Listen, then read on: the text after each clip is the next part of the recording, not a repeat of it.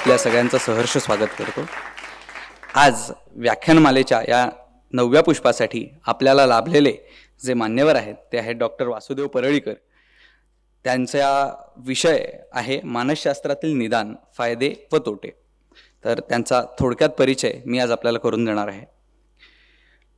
Doctor Vasudev Parlikar यांनी MBBS आणि MD psychiatry ह्या पदव्या BJ मेडिकल कॉलेज पुणे येथून प्राप्त केल्या। तसेच कल्चरल एपिडेमिओलॉजी या क्षेत्रामध्ये सर्वोच्च अशी PhD पदवी त्यांनी प्राप्त केली। परंतु एवढ्यावरच न थांबता विविध प्रकारचे प्रशिक्षण वर्ग यांच्यामध्ये विविध वैद्यकीय विषयांशी संबंधित ज्ञान त्यांनी मिळवलेलं आहे आणि आजही त्यांची ज्ञानपिपासा तितक्याच उत्तम रीतीने ते जोपासत आहेत। डॉक्टर परळीकर यांची कारकीर्द अत्यंत प्रदीर्घ आणि दैदिप्यमान आहे। आपल्या उमेदीच्या काळामध्ये प्रादेशिक मानसिक रुग्णालय Yerwada, Maharashtra institute of mental health Pune आणि NM मानसिक रुग्णालय ठाणे अशा विविध ठिकाणी मनोविकार तज्ञ म्हणून त्यांनी कार्य केलेलं आहे।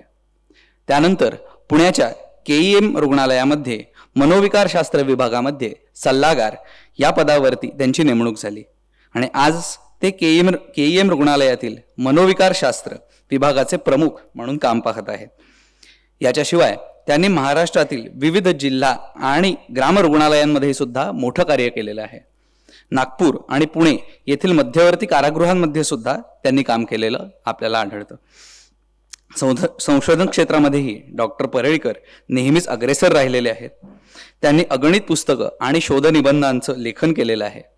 तसंच विविध वैद्यकीय संशोधन पत्रिकांसाठी जसं की cultural medicine and psychiatry, transcultural psychiatry अशा विविध संशोधन पत्रिकांसाठी त्यांनी समीक्षणाचं काम केलेलं आहे।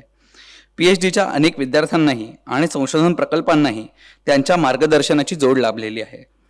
त्यांना अनेक पुरस्कारांनी गौरवण्यात आलेलं आहे। मागीलच वर्षी KEM हॉस्पिटलने त्यांना जीवन गौरव पुरस्काराने सन्मानित केलेलं आहे। तर असे आजचे आपले विद्वान वक्ते आपल्याला लाभलेले आहेत। त्यांचा सत्कार करण्यासाठी मी संपदा लहोगावकर या वक्तृत्वोत्तेजक मंडळाच्या कार्यकारी सदस्य आहेत त्यांना बोलावतो।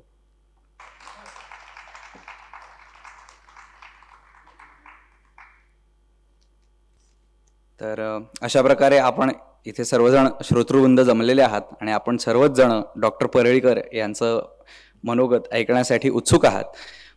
पण ही वक्तृत्वोत्तेजक सभेने आयोजित केलेली वसंत व्याख्यानमाला ज्यांच्यामुळे आज आपल्यासमोर इथे होते आहे ते Poona Gadgil jewellers, Lokmanya multipurpose cooperative society, Badhekar group आणि चितळे बंधू यांचंही या व्याख्यानमालेसाठी सहकार्य लाभलेलं आहे हे मी नमूद करू इच्छितो।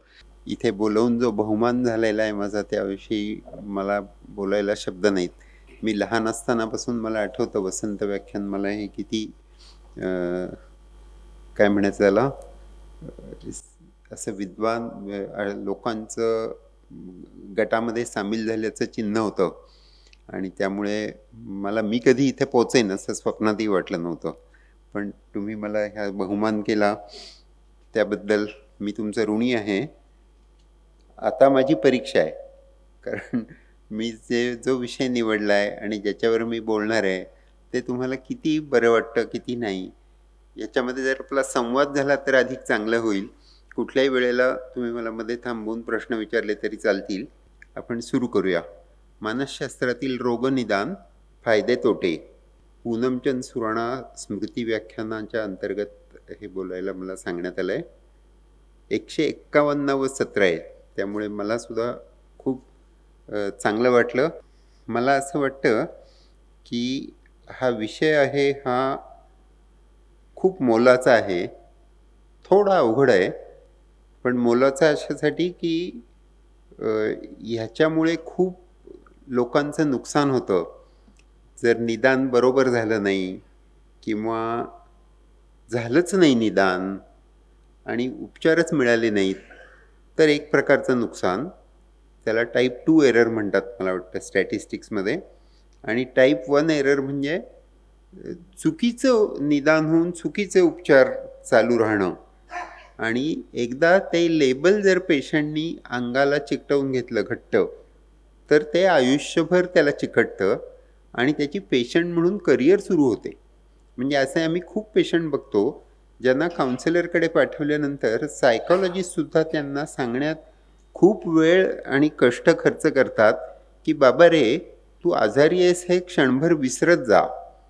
आजारी असणं ही तुझी आयडेंटिटी नाही आहे. तुझी सगळं व्यक्तिमत्व आणि अस्मिता ह्यांचं वर्णन जणू काय मी बायपोलर पेशंट आहे असं म्हणून व्हायला नको, किंवा मी बॉर्डरलाईन पर्सनॅलिटी आहे, किंवा मला ADHD आहे. अशी विविध निदानं ही कधीकधी त्रासदायक ठरतात. कधी ते पेशंट हट्टाने घेतो, कधी आजूबाजूच्यांना वाटतं, आणि कधी डॉक्टरांची सुद्धा फसगत होते.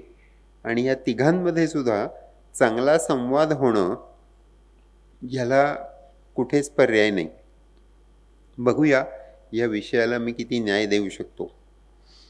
मानसिक रोगनिदान वेगळं कसं आहे बुवा, तर आमच्याकडे सहज सोप्या टेस्ट नाहीत. नाहीतर आपलं आता आपण स्वतःसुद्धा आजारी पडलो तर सकाळी उपाशीपोटी उठून लॅबमध्ये जायचं, ब्लड शुगर द्यायची, जेवल्यानंतर परत 2 तासांनी द्यायची, आणि आपल्याला डायबिटीज आहे नाही आहे ते डॉक्टर सांगतात आपल्याला, आणि त्याच्याप्रमाणे आपलं औषध बदलतं किंवा चालू होतं. तसं सायकिएट्रीमध्ये होत नाही. अनेक अटींनी अशा पद्धतीने निदान केलं जातं. म्हणजे निदानाचे पण 3 प्रकार आहेत. काही निदानं ही इटिओलॉजिकल, म्हणजे ज्याला कारणावर आधारित निदान असं म्हणतात, तशी इन्फेक्शस आजारांच्या बाबतीत सहज होतात. मग ते कोविड असू द्या, टेस्ट पॉझिटिव्ह आली की तुम्ही क्वारंटाईन व्हाल, औषध घ्याल, बरे व्हाल किंवा नाही होणार. तसं एक निदान झालं कारणावर आधारित. दुसरं असतं ते फेनॉमिनॉलॉजिकल. म्हणजे जर तुम्ही DSM, ICD ही नावं ऐकली असली, अमेरिकन किंवा WHOच्या आजारांच्या वर्गीकरणाच्या पद्धती, क्लासिफिकेशन सिस्टीम्स, तर त्याच्याप्रमाणे झालेलं निदान. त्याच्यामध्ये प्रत्येक दुखण्यासाठी काही क्रायटेरिया दिलेले आहेत, की समजा या 10तल्या 6 पुरे झाल्या तर डिप्रेशन आहे, 13तल्या 7 पुऱ्या झाल्या तर अँझायटी डिसऑर्डर आहे. आणि मग ह्याच्यामध्ये थोडी गंमत होते अहो. हे अनेक अटींमधल्या विशिष्ट संख्या पुऱ्या झाल्या की निदान होतं.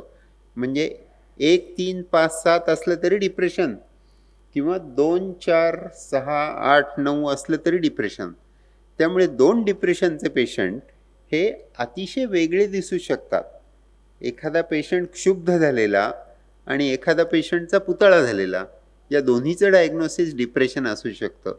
हे जर आपण समजून नाही घेतलं, आणि डॉक्टरांविषयी पण सध्याच्या काळात काही फार समजूतदारपणा किंवा अशा सगळ्या दृष्टिकोनाने सगळे पेशंट येतात असं नाही, तर शंकेच्या लेन्समधून बघणं किंवा Google आणि AI यांचा सल्ला घेणं, ह्या गोष्टींना पूर्वी बऱ्यापैकी वाईट समजायचे.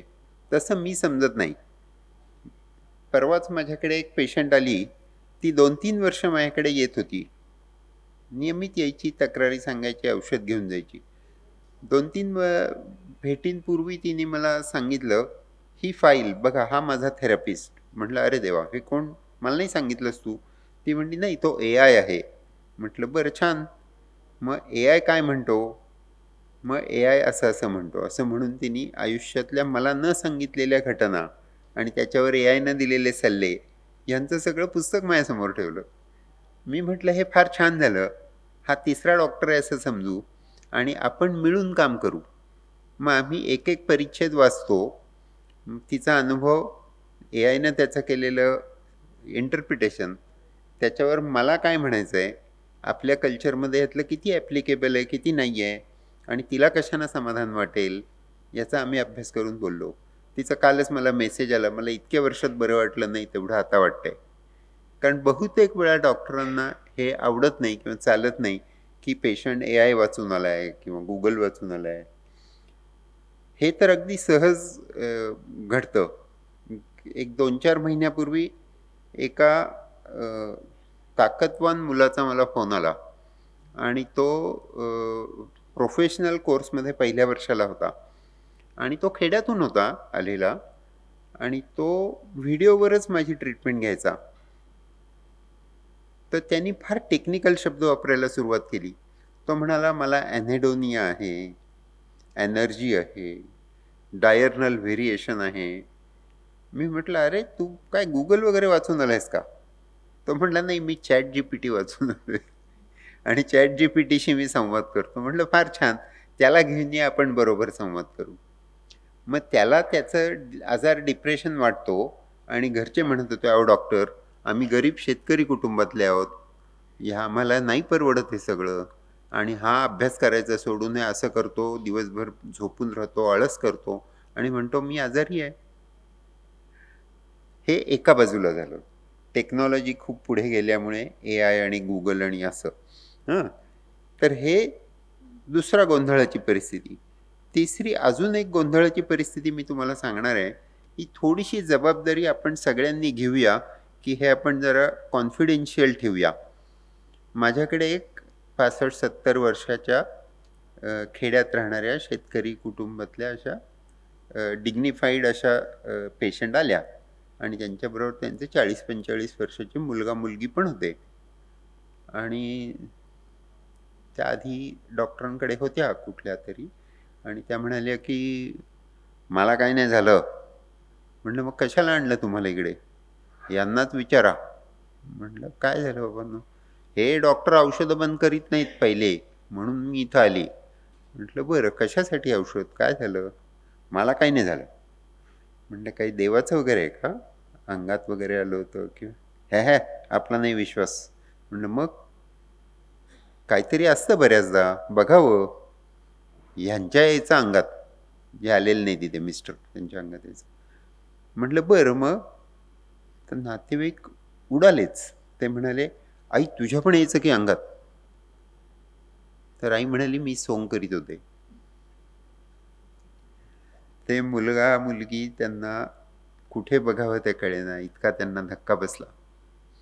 आणि ह्या माऊलीनं आज पहिल्यांदा असं आपणहून सांगितलं पहिल्या भेटीत, आणि अनोळखी डॉक्टरला. मी म्हटलं जरा काय झालं सांगता का जरा? त्या म्हणल्या की काय म्हणे, मी लहान होती तेव्हा माझे आईवडील वारले, आईची प्रॉपर्टी मला मिळाली. हं, आणि मग नातेवाईकांनी दिलं की माझं लग्न लावून 13व्या वर्षी. 11 वर्षाची असताना प्रॉपर्टी मिळाली. त्याच्या आधी 2 वर्ष आईवडील गेले आणि मी एकटीच. आणि मग त्यांनी दिलं लग्न लावून, आणि तो माणूस येऊन राहायचा की उभा संध्याकाळी रात्री. मग मला कळे ना काय करायचं. मग मी सोंग करायची. मग अंगात आलं की मग ते जायचे, मग तो गेला की मग मी झोपायची. किती रोल बदलला तिने माझा बघा. सुरुवातीला काही नाही झालं म्हणून संशयाने डॉक्टर वगैरे काय असेच असतात आणि गोळ्या कमी करत नाहीत वगैरे, इथपासून ते मोठ्या भावासारखं मला सांगितलं. आणि त्याच्या पुढे अजून आता यांनी मुलांना बाहेर पाठवलं. मला कळे ना आता अजून काय सांगायचं राहिले. लक्षात आहे तुमच्या? मुलं बाहेर गेल्यावरती त्या रडू लागल्या. म्हटलं काय झालं? आता ह्या वयात आम्हाला वायला ठेवावं का डॉक्टर, तुम्ही सांगा. म्हटलं म्हणजे नक्की कोणाला वायला ठेवलंय? तुम्ही मुलगा आणि सून वेगळे, तुम्ही वेगळे, असं तुम्ही नवरा बायको? मला ठेवलंय मुलीकडे, ह्यांना ठेवलंय मुलाकडे. ह्या वयात आम्हाला वायला ठेवावं का? किती सेन्सिटिव्ह प्रश्न आहे, आणि किती तिनं विश्वास टाकलाय माझ्यावर, आणि माऊलीच समजतो मी तिला. आणि त्या मुलांना मला समजावून सांगायला फार सोपं केलं की हे आदर वाटण्यासारखी व्यक्ती आहे, आणि तिने स्वतःचा फार चांगल्या रीतीने बचाव केला आहे. आता ह्याच्यामध्ये तुम्ही जर पाहिलं तर आपल्या समाजातल्या रूढी परंपरा, लहानपणी लग्न करून टाकणं, आईवडील गेल्यानंतर तिचं ओझं होणं, ते आपण सगळ्यांना काय म्हणायचं त्याला, ओझं नको म्हणून लग्न करून टाका. आणि मुलींना अशी वागणूक दिल्यानंतर आताच्या मुलींमध्ये जर तुम्ही म्हणाल की त्या अशी दृष्टिकोन ठेवतात नवऱ्याबद्दल आणि सासरबद्दल, तर काय आपल्याला तक्रार करायला काही वाव नाही खरं म्हणजे. तर त्या अशा पद्धतीने इतकं पटापट उलगडून पहिल्या भेटीत सांगू शकतात. त्यांना कळलं की काय करायचं आहे नातेवाईकांना, ते सगळा प्रश्न सोडवू शकले. मग पुढे डॉक्टरची गरज राहत नाही. प्रश्न काय आहे हे कळलं की ते बऱ्याचदा सोडवतात. तुम्ही जर चांगली हे टॅप करू शकलात त्यांच्यातलं नातं, बॉन्ड, किंवा चांगली भावना निर्माण करून देऊ शकलात, तर पुढचं काम ते आपल्या पण करतात हो. आणि जे आपल्या इथल्या खेड्यातल्या माऊलीचं मी सांगितलं तुम्हाला, तसंच अगदी मध्य आशियात राहणाऱ्या आणि वेगळ्या धर्मातल्या अशा पण एका मुलीनी, ताईनी मला हा असाच धडा शिकवला. आणि पहिल्याच 1-2 भेटीतच ती बरी झाली. मी जेव्हा तिला विचारलं की तुला काय दृष्ट लागली का, तर ती उडालीच. आधी हिस्टेरिकल सिम्पटम्स घेऊन आली. म्हणली, ते भाऊ मला मग म्हणू लागले, तुम्हाला कसं कळलं? बाहेरचं दाखवलं का? ते आधी नाही नाही म्हणतात, कारण सगळ्यांना माहिती असतं की डॉक्टरला सांगू नये, डॉक्टर त्याला कमी समजतात. असं काही नाही आहे खरं म्हणजे. सगळेजण सगळ्या प्रकारच्या ट्रीटमेंट करत असतात, विश्वास ठेवत असतात. अगदी डॉक्टर, इंजिनियर, सगळ्याच थरातली माणसं. कारण कुठेतरी तुम्ही अडचणीत असला की विश्वास ठेवावासा वाटतो. असं कुणी शोधलं, सापडलं तर त्याच्याकडे जरूर बघावं. फक्त आपले पेशंटचं, आपलं किंवा कोणाचं एक्सप्लॉयटेशन होत नाही एवढं बघणं खूप आवश्यक आहे. श्रद्धा आणि अंधश्रद्धा यांच्यामध्ये फरक केला पाहिजे. श्रद्धेच्या बळावरच खूप माणसं उभी असतात. अगदी करकरीत शास्त्रीय दृष्टिकोन घेऊन जगता येणारी माणसं थोडी असतात. आणि त्यामुळे सायकिएट्रीमध्ये विशेष करून ह्याच्याकडे दुर्लक्ष करून चालणार नाही. त्याच्याविषयी डॉक्टरांनी किंवा इतर कोणी कमीपणाची भावना दाखवू नये, एवढं माझं मत नक्की झालं आहे. आणि हे मी यांनी जे आत्ता जर्नल सांगितलं, त्या जर्नलच्या एडिटर बाईंशी सुद्धा बोललो जाऊन, अमेरिकेत गेलो होतो तेव्हा. आणि त्या म्हणाले की होय, हे बरोबर आहे की नेटवर्किंग केलेलं जास्त चांगलं आहे. वेगळ्या वेगळ्या पथीतल्या डॉक्टरांनी पण एकमेकांच्याबद्दल चांगलं मत ठेवलं पाहिजे. परवा 25 सालचं आर्टिकल आहे ज्याच्यामध्ये कमलदीप भुई नावाचे एक ब्रिटिश डॉक्टर आहेत. ते तिकडचं, त्यांना सरदार पद वगैरे पण मिळालं, इतकं त्यांचं काम आहे कम्युनिटी सायकिएट्रीमध्ये. त्यांनी एक अतिशय सुरेख एसे लिहिला आहे की सोशल आणि कल्चरल सायकिएट्री म्हणजे किती जवळच्या ब्रँचेस वाटतात बघा. सोसायटी म्हणजे ॲनाटॉमिकल आणि कल्चर म्हणजे फिजिओलॉजिकल, असं जर बघितलं तर इतकं साधं आहे. तर ह्या दोघांनी सुद्धा एकमेकांशी कसं चांगलं वागलं पाहिजे, दोघांचे एजेंडा सारखे असले पाहिजेत, वेगळी चूल मांडू नका, असं आज शास्त्रातल्या वेगळ्या वेगळ्या गटांना आणि उपगटांना सांगायची वेळ आली आहे. आणि हे आपल्याला सांगणारे लोक अजून आपल्यात आहेत. त्यांचं कोणी ऐकेल का नाही अशी मला शंका येते पुढच्या काही दिवसात. तर ह्या तिसरा प्रकार झाला रोगनिदानाचा. पहिला आपण पाहिला कारणावरून होणारं निदान. दुसरा प्रकार पाहिला की DSM आणि ICD मध्ये अटी सांभाळून होणारा डायग्नोसिसचा प्रकार, फेनॉमिनॉलॉजिकल. आणि तिसरा आहे कन्सेप्च्युअल, म्हणजे कन्सेप्च्युअली काय घडलं. तर त्या आपल्या इथल्या माऊलीचं असू दे किंवा त्या मध्य आशियातल्या मुलीचं असू दे की जाऊ इथे लग्न झालं आहे, तिला काहीच मिळालं नाही आणि हिला तिकडे, ही नवऱ्यासोबत राहते आणि तिला 2 मुलं पण आहेत आणि दीर तिकडे नोकरी करतो आणि जाऊ इकडे. मग इथे येताना तिला भीती वाटते की जावेची मला दृष्ट लागणार. मग ती सारखे तिच्या मनात ऑब्सेसिव्ह विचार येतात आणि ती विचार करते जावेला काही नको होऊ दे, जावेला काही नको होऊ दे.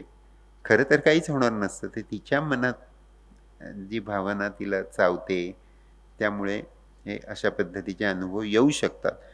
पेशंटच्या मनाच्या आतलं व्याकरण तुम्हाला समजतं का त्यांच्या भाषेचं, हा सगळा गेम आहे.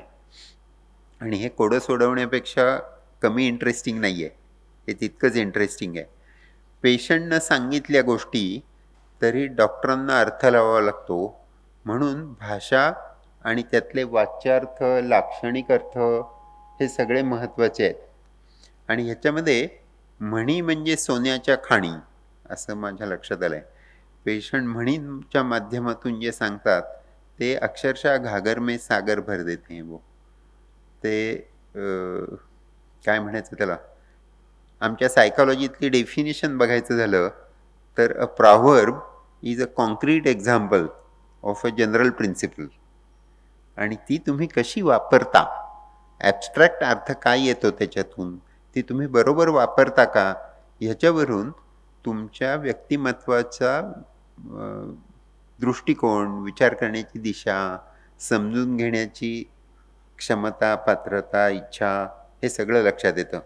मेंदूचा आजार झालेली माणसं म्हणी वेगळ्या पद्धतीने इंटरप्रिट करतात आणि स्किझोफ्रेनियासारखं दुखणं झालेली माणसं किंवा डिल्युजनल डिसऑर्डर ते वेगळ्या पद्धतीने इंटरप्रिट करतात. नॉर्मल माणसं वेगळ्या पद्धतीने इंटरप्रिट करतात. शिक्षण आणि तुमचा काय म्हणायचं त्याला socio demographic background, educational background यांचाही फरक तुमच्या इंटरप्रिटेशनमध्ये दिसतो.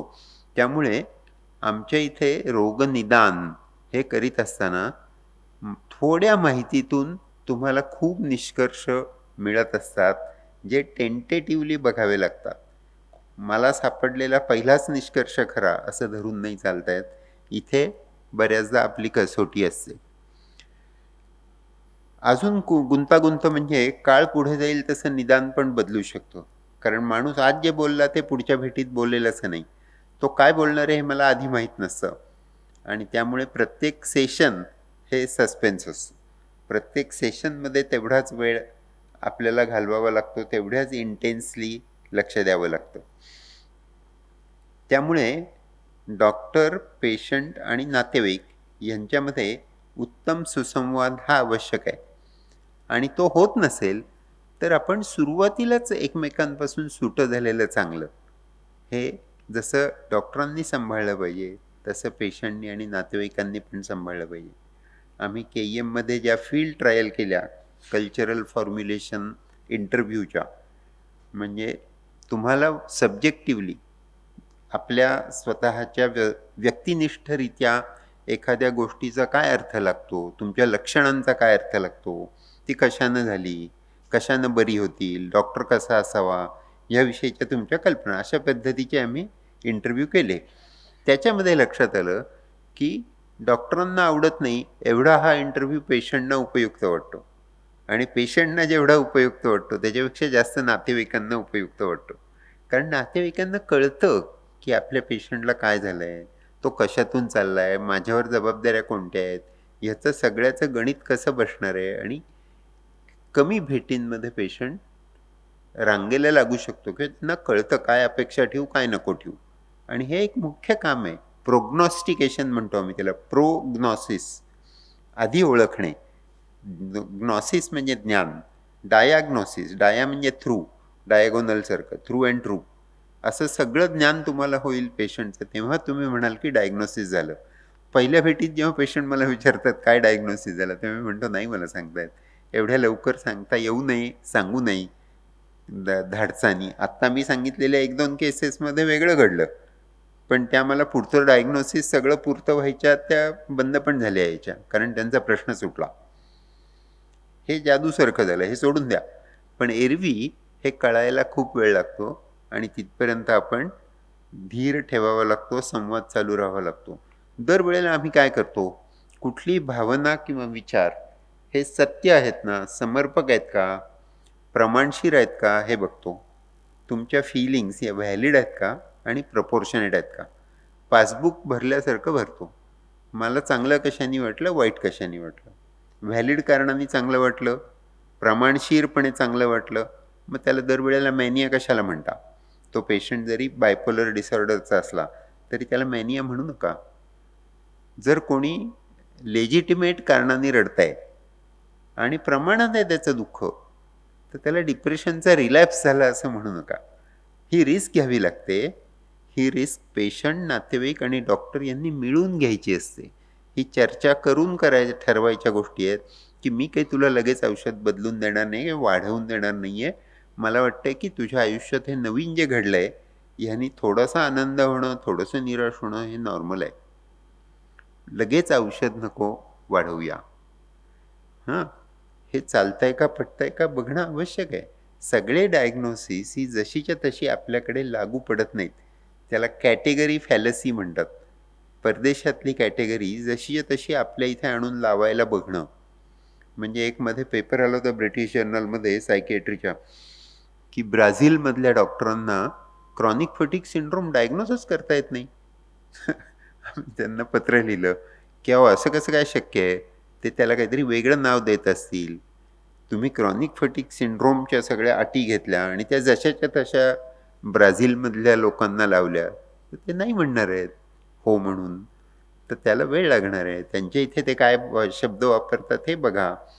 आणि ते मान्य झालं, ते पत्र छापलं पण गेलं. पुढे आम्ही अजून संशोधन केलं, तपास केला, तेव्हा आमच्या लक्षात आलं की त्याच ऑथर्समधल्या काही लेखकांचे पूर्वीचे लेख होते की क्रॉनिक फटीगला आपल्या इथले लोक काय म्हणतात. म्हणजे माहिती असतं लोकांना की हे शक्य आहे. प्रत्येक देशामध्ये, प्रदेशामध्ये एखाद्या त्रासाचं नाव वेगळं असू शकतं. त्यामुळे तुमच्या दुखण्याचं नाव काय हे पेशंटला विचारणं, तसं त्याला का वाटतं याविषयी चर्चा करणं, हे खूप मोलाचं आहे. तुम्ही सुरुवातीला जेवढा वेळ घालवताय तेवढं फाउंडेशन तुम्हाला नंतर रिझल्ट देणार आहे. कुठलीही भावना, विचार सत्यसमर्पक आहेत का, प्रमाणशीर आहेत का, ही सोन्यासारखी कसोटी. ओके. असं मानसिक रोगनिदान हे इतर निदानांपेक्षा वेगळं आहे. कारण मानसशास्त्र हे नुसतं मानसशास्त्र नाहीच आहे. त्याच्या आजूबाजूला सोशिओलॉजी आहे, बायोलॉजी आहे, फिलॉसॉफी आहे, लॉ आहे, इथिक्स आहेत. ह्या सगळ्या गोष्टींचं मिळून सायकॉलॉजीशी संपर्क आहे. कॉन्फ्लुएन्शियल सायन्स आहे. त्यामुळे या सगळ्याकडे आपण जरा थोडं अंतर घेऊन थोडं शांतपणाने बघणं आवश्यक असतं. वरचेवर तपासत राहावं लागतं. एका भेटीत झालं हे डायग्नोसिस, आता पुढच्या वेळेपासून ही तुझी ट्रीटमेंट चालू राहिली वर्षभर, 1.5 वर्ष, असं करू नये. असं आम्ही करत नाही. त्यामुळे ह्या सायकियाट्रीतल्या रोगनिदानाला अनपॅकिंग करण्याची गरज आहे, डिसएम्बिग्युएशन करण्याची गरज आहे. हे नवीन शब्द मला आवडले. किती नेमके शब्द आहेत.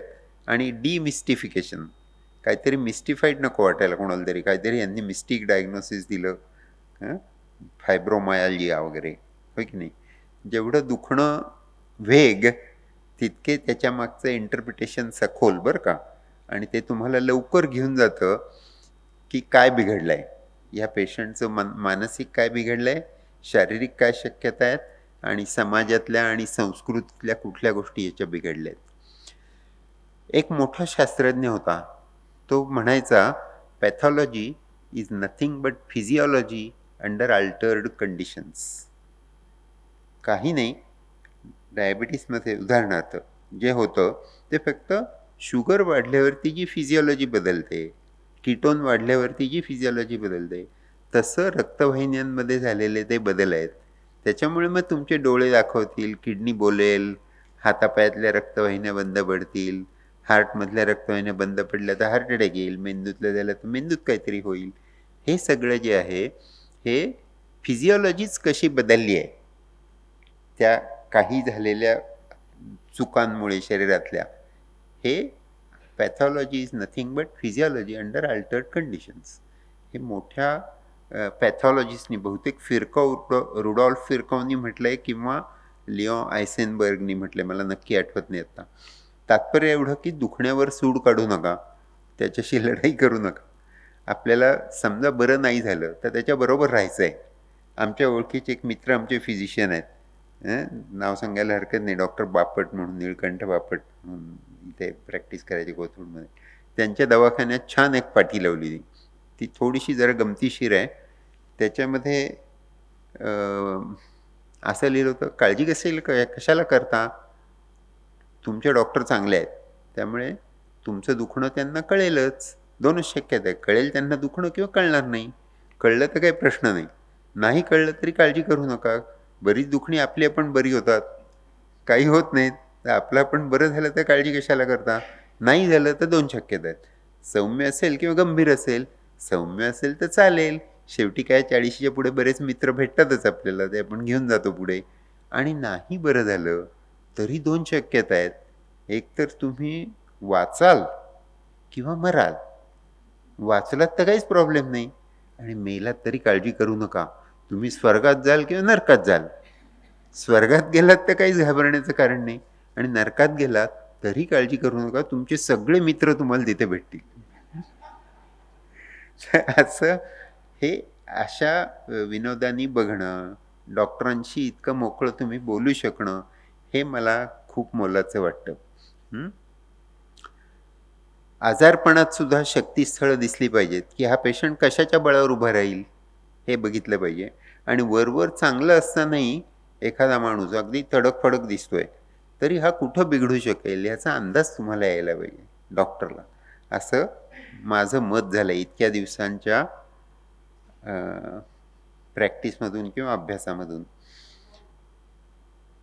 मध्ये काही बोलला तर मोकळेपणाने विचारा, असं काही म्हणणं नाही. निदानाचे फायदे अनेक, पण नीट लक्ष दिलं नाही तर खूप तोटे होतात. पूर्ण माहिती देऊन घेतलेली संमती, म्हणजे ही चिठ्ठी तुमच्यासमोर ठेवली आहे, मोठा कागद ठेवतात, करा सही, असं नाही. तुम्ही गप्पा मारून ओव्हर नंबर ऑफ सेशन्स ते केलं का बुवा, तर त्याला म्हणायचं की इन्फॉर्म्ड कन्सेंट. तपासणीमध्ये आणि उपचारांमध्ये काय काय अपेक्षित आहे हे दोघांनी चर्चा केली का, समजलं का.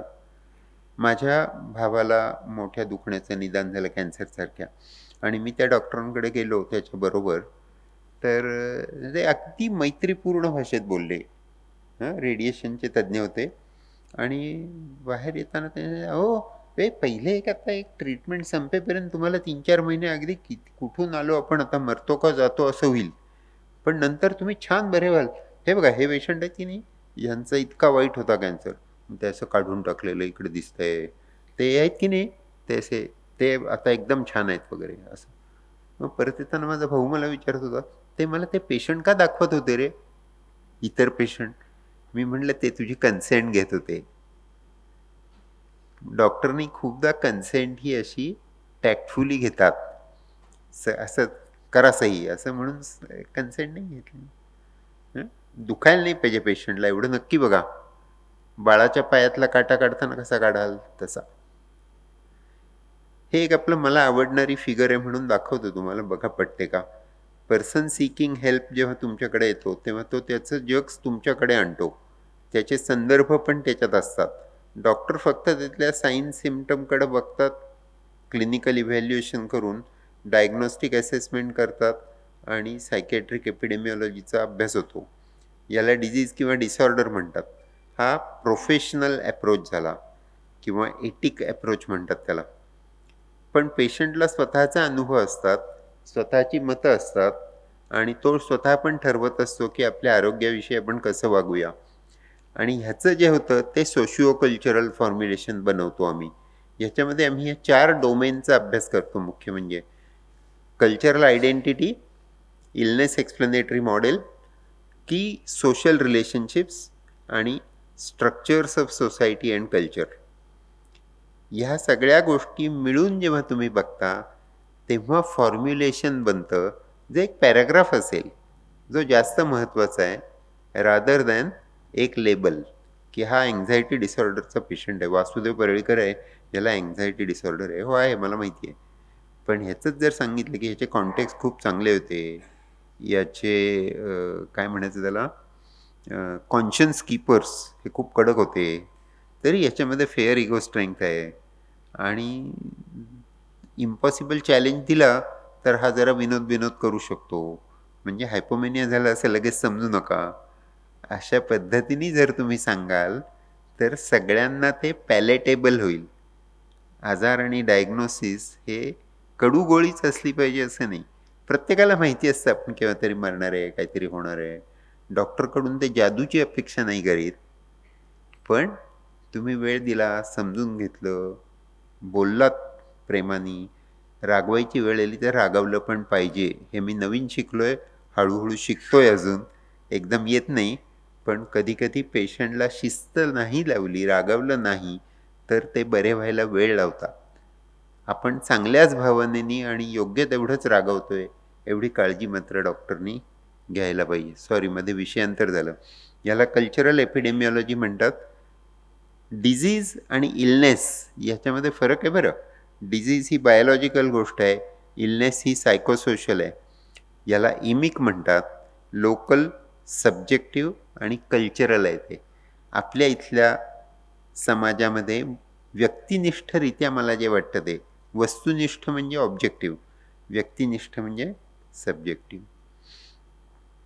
ठीक आहे, ओके. हे पुढे का जात नाही आहे बाबा? हां, कुठेतरी काहीतरी म्हणत होता तो. Diagnosis are explanatory models of professionals. डायग्नोसिसनी फार दडपून जाऊ नका. शेवटी डायग्नोसिस म्हणजे डॉक्टरला वाटलेलं एक्सप्लेनेटरी मॉडेलच असतं. आणि ह्या दोघांनी एकमेकांशी बोललं पाहिजे, कल्चरल आणि प्रोफेशनल शास्त्रांनी. हे जेव्हा एकमेकांशी बोलतात तेव्हा पेशंट असं म्हणतो की आम्हाला दोन्हीची गरज आहे. क्युअर पण पाहिजे आणि केअर पण पाहिजे. प्रोफेशनल जे असतं, सर्जन म्हणतात इथे सही करा, आम्ही अपेंडिक्स काढतो, तुम्हाला आयुष्यात होणार नाही क्युअर. सायकियाट्रिस्ट असतात ते सगळ्यालाच म्हणतात आम्हाला काय सांगता येत नाही, बघू कसं जात आहे. केअर आणि क्युअर दोन्ही लागतात माणसाला. फायदे तोट्यांच्या पलीकडे जाऊया. तुमचा वेळ किती शिल्लक आहे आणि मला किती बंधन आहे वेळेचं? मग अजून किती मिनिटं देता तुम्ही मला? अच्छा. निदान झाल्यामुळे माणूस उपचारांमध्ये चांगलं सहकार्य करू शकेल. कित्येक दुखण्यांमध्ये नेमकं निदान होत नाही. काही दुखण्यांमध्ये आयुष्यभर औषध घ्यायला लागू शकतो. हे सगळं तुम्हाला मान्य होईल, बरोबर आहे ना? काही वेळा औषधांचे पण दुष्परिणाम होतात. म्हणून पेशंटची भावना, अपेक्षा, डॉक्टरबद्दलचा दृष्टिकोन, एकूणच जीवनाबद्दलचे दृष्टिकोन हे लक्षात घेतले तर डॉक्टरांची पेशंटबद्दलची संवेदनशीलता वाढू शकते आणि त्यानं पेशंटला फायदा होतो. कोविडची साथ जेव्हा सुरू झाली तेव्हा आम्ही सगळ्यांना दवाखाने उघडे ठेवायला हवेत असा आदेश होता. त्यामुळे आम्ही उघडे ठेवले. काही वयस्कर लोक यायचे, ते म्हणायचे डॉक्टर आम्हाला कशाला बांधून ठेवताय, आमचं झालंय सगळं जगून, आम्ही कॉलनीतल्या कॉलनीत फिरतो, इतरांना काही होऊ देत नाही, तर आम्हाला कोंडून ठेवणार, परवानगी घेऊन यायला लागतं तुमच्या दवाखान्यात, पोलिसांची परवानगी लागते. हां, लहान मुलांचं तसं नव्हतं. तरुण माणसं जास्त काळजीत होते, कारण त्यांना पुढच्या 2-3 महिन्यात आपण असू की नसू अशी काळजी होती, बरोबर आहे. आणि वयस्कर माणसं म्हणत होते आमचं झालंय जगून, आणि यांना 2-3 महिन्यात पुढची 80 वर्ष राहिलेली मी कशी बसवू किंवा कशी वसूल करू असा प्रश्न होता. त्यामुळे प्रत्येकाच्या चष्म्यातून बघितलं तर तुम्हाला कळेल की ह्या माणसाची अपेक्षा काय आहे ट्रीटमेंटबद्दल, आणि ते मोकळी चर्चा करावी पेशंटशी आणि पेशंटनी डॉक्टरशी. तर मग ट्रीटमेंट तुम्हाला टेलर फिट करता येईल. आम्ही सगळेजण अल्टर टेलर असतो असं मी म्हणतो. आपण आणतो फॉरिनचा कपडा, हे सगळे डायग्नोसिस फॉरिनची आहेत, बरोबर आहे. मानसशास्त्र आपण काही पतंजलीचं सूत्र घेऊन किंवा योगशास्त्र, हिंदू फिलॉसॉफी असं घेऊन काही आपण निदान करीत नाही. हां, अमेरिकन डायग्नोसिस आपण वापरतो, तर ती टेलर करावी लागतात आपल्याला. सगळं आपल्याला जसे जसे लागू पडेल असं नाही. एवढा संयम आणि विचार करण्या एवढी क्षमता अशी दोघांनी पण दाखवायला पाहिजे, डॉक्टर आणि पेशंटनी. प्रत्येक पेशंट ही डॉक्टरांच्या जीवनविषयक दृष्टिकोनाची परीक्षा असते. मी कोणाला काय सल्ला देऊ, हा सल्ला मी दिल्यावर मला रात्री झोप बरी लागणार आहे का, असं आम्ही करत असतो, म्हणजे मी करीत असतो. असं विशिष्ट आणि अतिविशिष्ट परिस्थिती असतात त्या वेगळ्या असतात. आत्महत्येचे प्रयत्न केवळ ऐकलेल्या माहितीवरून, आम्ही स्टुडंट असताना आम्ही पाहिलेला आहे हा प्रकार. मोटर न्यूरॉन डिजीज झाला एका माणसाला आणि ऑटोसोमल डॉमिनंट इनहेरिटन्स असतो, आणि त्याच्यावर क्लिनिक घेतलं होते ससूनमध्ये. आणि ते क्लिनिक घेत असताना त्याचा ग्रॅज्युएट झालेला मुलगा ऐकत होता. ही मी तुम्हाला 50 वर्षापूर्वीची गोष्ट सांगतोय. तर त्याला हे सगळं कळत होतं की आपल्याला हा आजार होण्याची शक्यता इतके टक्के आहे, 50% आहे किंवा जास्त आहे. त्या बिचाऱ्यानं घरी जाऊन सुइसाईड अटेम्प्ट केला. आपण भान ठेवलं पाहिजे की कोण ऐकतंय, त्यांच्या मनावर काय परिणाम होतोय, त्यांचा विचार न करता नाही. एड्सशी साम्य वाटल्यानं झालेलं वादळ. एका पेशंटला आम्ही इंटरव्ह्यूला बोलवलं होतं आमच्या न्यूरेस्थेनिया स्पेक्ट्रम डिसऑर्डर्सच्या रिसर्चसाठी. त्याला आम्ही बोलवलं तर तो आला नाही सांगितल्या दिवशी अपॉइंटमेंटला. म्हणून त्या काळातल्या प्रथेप्रमाणे आम्ही त्याला पोस्टकार्ड टाकले. 25 वर्षापूर्वीची गोष्ट आहे. ते पोस्टकार्ड मिळालं त्याच्या भावाला. तो पॅराप्लेजिक होता. थकवा अशक्तपणाच्या आजाराच्या मुलाखतीसाठी तुम्ही या असं त्या पत्रात लिहिलं होतं. तो व्हीलचेअरमधून लोकल घेऊन, सबर्बमध्ये राहायचं पुण्याच्या आजूबाजूला, लोकल घेऊन लोकलनी उतरून तिथनं ससूनपर्यंत व्हीलचेअरवर आला आणि आम्हाला विचारलं माझ्या भावाला तसला आजार आहे का. एड्स आहे का, HIV आहे का. किती एखाद्या गोष्टीचं भय असतं, ते भय झाल्यामुळे पेशंट यायचे कमी झाले. थकवा अशक्त म्हणून कबूलच नाही करायचे लोक. एरवी सगळेजण येऊन सांगतात आम्हाला हे. आता ती भीती कमी झाली. आता परत ते पेशंट दिसू लागले. गरोदरपणाची शंका घेतल्यानं एका युवतीला डिप्रेशन आलं होतं. ती अशी हॉस्टेलवर राहणाऱ्या शाळेत शिकायची गरीब मुलगी, खूप स्कॉलर होती आणि तिचे पाळी बंद झाली. पाळी बंद झाली म्हणून घरच्यांना शंका आली आणि त्यांनी तिला न सांगता तिची प्रेग्नन्सी टेस्ट करून घेतली. त्यामुळे तिच्या मनाला इतका धक्का बसला की ती पूर्णच डिप्रेशनमध्ये गेली. मग तिचं अगदी स्किनचा रंग बदलला, केस गेले, खाणं बंद झालं, बोलणं बंद झालं आणि ट्रीटमेंट दिल्यावर चकचकीत झाली. अँटी डिप्रेसंट दिल्यावर हे जादूसारखं आहे आणि याच्यासाठी 4 ठिकाणी जाऊन बघायला पाहिजे, बोलायला पाहिजे. एका डॉक्टरकडे गुण नाही आला तर गप्प राहू नये. नाजूक तब्येत असते का? तुम्हाला काय वाटतं? नाजूक तब्येत असं निदान असलं पाहिजे का? कारण आपल्याकडे केवळ दुखणं आहे किंवा दुखणं नाही असा विचार करायला आपल्याला शिकवलंय. पण तो स्पेक्ट्रम असतो आणि नाजूक तब्येत असते असं माझं वैयक्तिक मत झालंय. अजून ते मी सिद्ध नाही करू शकलोय. पण तुमचे रिझर्व्स कमी होतात. कोणाला 1 जिना चढल्यावरती दम लागेल, कोणाला 2 जिने चढल्यावर दम लागेल, कोणाला ते हळूहळू वाढत जाईल. हे रिझर्व कमी झाले, तुमची तब्येत नाजूक झाल्याचं लक्षण आहे. ह्याला टेक्निकल मेडिसिनच्या भाषेमध्ये सब सिंड्रोमल डिसऑर्डर्स किंवा व्हल्नरेबिलिटी किंवा अशा वेगळ्या वेगळ्या गोष्टींची नावं देऊ शकतात. पण अशी गोष्ट असते, ते ध्यानात ठेवलं पाहिजे. आपल्याला काय सूट होतं आणि काय नाही. क्रॉनिक आजारामध्ये, जुनाट दुखण्यामध्ये तुम्ही डॉक्टर व्हा असं पेशंटला जरूर सांगायला हवं. फायदे तोटे थोडं टेबल करायचा मी प्रयत्न केला आहे. निदानाने काय फायदे होतात, ज्ञानात भर पडते. पण त्याचबरोबर तोटा काय होतो, गोंधळाला कहार. मिळालेलं ज्ञान झेपतंय का, ते आपण त्याच्यावर आर्ग्यू करण्या इतकी परिस्थिती आहे का, का ते आपण घेऊन ते लेबल घेऊन परिणाम करून घेणार आहोत. उत्सुकतेला उत्तर मिळतं, पण उत्सुकतेला उत्तर मिळालं तर भविष्याविषयी अनाठायी भीती वाटू शकते. कुठल्या गोष्टीचं पुढे किती वर्ष चालणार आहे, काय चालणार आहे, आपण चर्चा करीत नाही. अनिश्चिततेचा शेवट होतो. फायब्रोमायल्जियाच्या बाबतीत जास्त होतं, पण तसा धक्का पण बसू शकतो एखाद्या माणसाला. कारण शोधण्याची माणसाची धडपड हे खूप कौतुकास्पद गोष्ट आहे. मला काय झालंय पण सांगा. नाही कळत आहे बाबा तुला काय झालंय. सगळी दुखण्याला नाही उत्तर आहेत, नाही फीचर्स तुझे मॅच होत. तर धडपडीची किंमत द्यावीच लागते. स्वीकार या गोष्टीपासून तुम्ही दूर राहता जेवढी तुम्ही धडपड चालू ठेवता. आता तुम्ही लगेच स्वीकारलं समजा पहिल्याच भेटीत, तर आम्ही म्हणू अहो तुम्ही प्रयत्नच करत नाही आहात, तुम्ही पॅसिव्ह झालाय खूप. म्हणजे ह्यातलं नॉर्मल केव्हा ठरवायचं, ते त्या माणसाच्या बॅकग्राऊंडवरून, त्याच्या जीवनविषयक दृष्टिकोनाकडे बघून, त्याच्या नातेवाईकांची ताडून बघून मग ठरवायचं. उपचारांसाठी डॉक्टरांना मदत होते निदान केल्याने, ती तर व्हायला पाहिजे. नाही तर डॉक्टरांच्या बाजूला कोणीच उभं राहत नाही. हे माझं एक कॉमन ऑब्झर्वेशन आहे. खूप पेशंट आणि नातेवाईक एकमेकात खूप भांडणारे आले तरी जेव्हा डॉक्टरशी भांडायची वेळ येते तेव्हा दोघं एकत्र येतात आणि मग म्हणतात की नाही नाही डॉक्टर ह्याचं असं बरोबर आहे आणि तो म्हणतो माझ्या नातेवाईकांचं बरोबर आहे. हां, समाजात प्रतिबंधक उपायावर चिंतन करायला वाव मिळतो निदान झाल्यामुळे.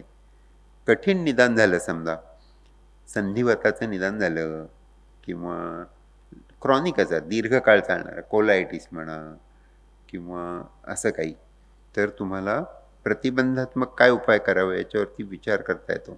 पण ही मदत होते की लुडबुड होते? डॉक्टरांना वाटतं लुडबुड होते. ते डॉक्टरांच्या स्वभावावर आणि पॉलिसीवर अवलंबून असतं खूपदा. आणि हा जो तुम्हाला जे वचन वाटतं, आश्वासन वाटतं, ते म्हणजे दुरात दिवे मिणमिणते रे असंच असतं. कधी प्रतिबंध होईल तुम्हाला तुमच्या पिढीमध्ये त्याची फळं मिळतील का असं सांगता येत नाही. कारण हे आजार काही जंतूंनी होत नाहीत. नाही तर लस टोचली असती हो. जसं BCG टोचतात जन्मल्यावर, तसं जन्मल्यावर स्किझोफ्रेनिया होऊ नये, बायपोलर होऊ नये म्हणून लस टोचली असती की आम्ही, पण तसं होत नाही. लेबलपेक्षा प्रक्रियेवर भर द्यायला पाहिजे, तर निदानाचा फायदा होतो. आणि लेबल आणि कॅटेगरी फॅलसी त्याची गोष्ट मी सांगितली तुम्हाला. क्रॉनिक फटिक सिंड्रोम ब्राझीलमध्ये नसतो. रोग वर्गीकरणाची प्रक्रिया अधिक प्रगल्भ करणं शक्य होतं. हे डायग्नोसिसची सिस्टीम असते, दर 3-4 वर्षांनी बदलते. मग ह्याचा आम्हाला स्टुडंट म्हणून आणि नंतर शिकवताना मुलांना खूप त्रास होतो.